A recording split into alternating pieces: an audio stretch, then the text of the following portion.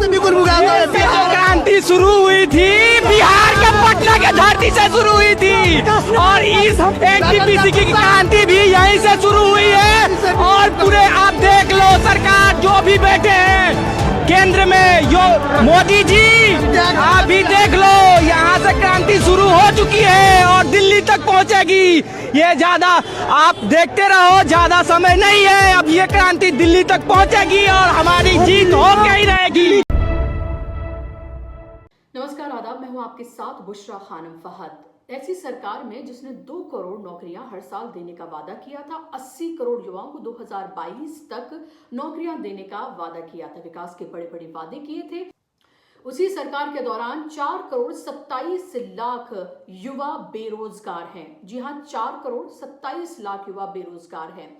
1 करोड़ 24 लाख ऐसे युवा हैं जो सक्रियता से काम ही नहीं खोज रहे हैं, क्योंकि वो इतने हताश, निराश, परेशान हो गए हैं, थक गए हैं नौकरियां ढूंढ के, कि उनको लगता है कि अब शायद उनकी नौकरी लगेगी ही नहीं, तो उन्होंने नौकरियां सक्रियता से ढूंढना बंद कर दिया है। 3 करोड़ 3 लाख ऐसे नौजवान हैं जो सक्रियता से नौकरी ढूंढ रहे हैं, लेकिन उनको नौकरी नहीं मिल रही है। और आपको मजहब की अफीम चटाई जा रही है, आपको आपके जहन में नफरत हर रोज जो है वो भरी जा रही है। हर रोज व्हाट्सएप के जरिए आपको वो सब कुछ बताया जा रहा है जो आपको जानने की जरूरत ही नहीं है। आपके जहन में एक मजहब के खिलाफ इस तरह से नफरत परोसी जा रही है और ये बताया जा रहा है कि हिंदू किस तरह से खतरे में है और डबल इंजन की सरकार में और हिंदू हृदय सम्राट जो हैं उनकी सरकार में हिंदू इस तरह से खतरे में है। यह आपको हर रोज बताया जा रहा है। ये कहा जा रहा है कि काशी और अयोध्या के बाद अब मथुरा की बारी है। आपको ये बताया जा रहा है कि अगर बीजेपी गई तो किस तरह से जिन्ना और पाकिस्तान परस्त वालों की जो है वो सरकार आ जाएगी। आपको ये बताया जा रहा है कि जालीदार टोपी वाले जो हैं आप पर हावी हो जाएंगे। आपको ये बताया जा रहा है कि कैराना में जो पलायन हुआ था वो आपको ये बताया जा रहा है कि मजहब की बुनियाद पर दरअसल हुआ था, और ये बताया जा रहा है कि फिर से वहां पर क्या कुछ हो सकता है, आतंकी फिर से हावी हो सकते हैं, ये आपको बताया जा रहा है। और आपको हर रोज इन्हीं सारे मसलों में अटका कर, आपको इन्हीं सारे मसलों में उलझा कर आपके घर के जो असल मुद्दे हैं, जिससे आपके घर में कारोबार आएगा, नौकरियां आएंगी, आपके घर में रोजी रोटी आएगी, उससे आपको भटकाया जा रहा है। लेकिन गलती बीजेपी की नहीं है, गलती सिर्फ बीजेपी की नहीं है, आप भी उसमें उतने ही साझी और उतने ही भागीदार हैं। क्योंकि 2014 में आपने यकीन किया, 2017 में फिर से आपने यकीन किया और 2019 में आपने यकीन किया सेम मॉडल पर। क्योंकि वादा तो बीजेपी ने आपसे राम मंदिर का किया था, वो तो बनवा रही है, चाहे सुप्रीम कोर्ट के डिसीजन के बाद ही सही, लेकिन वो बनवा रही है। ठीक है, आपसे वही वादा किया गया था। आपको मुसलमानों को उनकी औकात में रखने की बात कही गई थी। ये कहा गया था जिहादियों को सबक सिखा देंगे, ये कहा गया था कि उनको उनकी औकात जो है वो समझा देंगे। नफरत आपके जहन में दिन रात परोसी गई थी और आपने उसको बहुत मजे, बहुत चाव से आपने उसको हाथों हाथ लिया भी था। आज जब 4 करोड़ 27 लाख युवा बेरोजगार हैं, तो उन युवाओं से ही सवाल पूछा जाना चाहिए कि आप में से कितने ऐसे हैं जिन्होंने इसी सरकार को वोट दिया था। क्योंकि बीजेपी जो युवा हैं उन्हीं को ही अपना सबसे बड़ा वोट बैंक मानती है, और यही युवा हैं जो सोशल मीडिया पर हैं, यही युवा हैं जिन्होंने लगातार सोशल मीडिया का इस्तेमाल कर कर किस तरह से नफरत दिन रात परोसी, और उसका असर जो है वो जमीन पर भी उसी तरह से देखने के लिए मिला।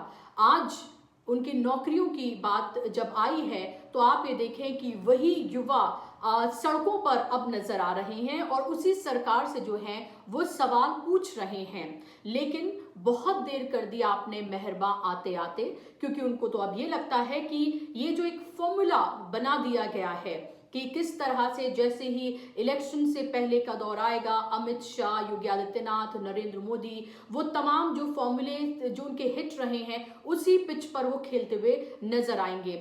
मैं आपको ये भी बता दूं इसमें कि जो बेरोजगार है उनमें से 95% जो हैं वो 29 साल से कम उम्र के हैं। और आपको ये भी मैं बता दूं कि 1 करोड़ 18 लाख जो है वो ग्रेजुएट हैं जो बेरोजगार हैं।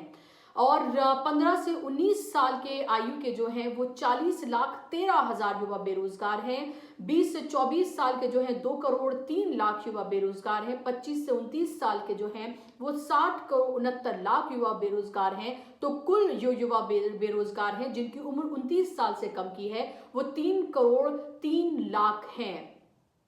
आप अंदाजा लगाइए कि इन 4,27,00,000 परिवारों के में क्या कुछ हो रहा होगा बेरोजगारी के इस दौर में। और ये लॉकडाउन जो लगा था उससे भी ज्यादा है ये आंकड़ा जो फिलहाल है। मैं आपको ये भी बता दूं कि ये दरअसल आंकड़ा जो है वो संस्था जो है centre for monitoring Indian economy के ये ताजा आंकड़े हैं जो उन्होंने जारी किए हैं, जो ये बताते हैं कि जो आपने गुस्सा अभी देखा आरआरबी एनटीपीसी एग्जाम में धांधली का जो आरोप लगाया गया उन छात्रों की तरफ से और किस तरह से नियम जो बदले गए हैं और उसका उन्होंने आरोप लगाया और वो सड़कों पर जो उतरे और हमने बिहार से लेकर उत्तर प्रदेश से लेकर तमाम जगहों पर युवाओं का गुस्सा देखा वो ऐसे ही नहीं था। ये गुस्सा लगातार पल रहा है अंदर, पनप रहा है अंदर और उसका अब जो खामियाजा है वो हमने देखा कि किस तरह से कुछ जगहों पर उग्र भी वो प्रदर्शन हो गया। युवा नाराज है बहुत बड़ी तादाद में और यही वजह है कि आप उत्तर प्रदेश में जहां जहां जा रहे हैं, खास तौर पर वेस्टर्न यूपी की बात करूं, जहां जहां जा रहे हैं बीजेपी के जो नेता हैं उन्हें किस तरह से खदेड़ा जा रहा है। और जो समाजवादी पार्टी ने एक नारा दिया था खदेड़ा होबे, वो वहां पर होता हुआ नजर आ रहा है। बड़े बड़े चेहरे जो बीजेपी के हैं उनको भगाया जा रहा है कि युवा जो हैं क्योंकि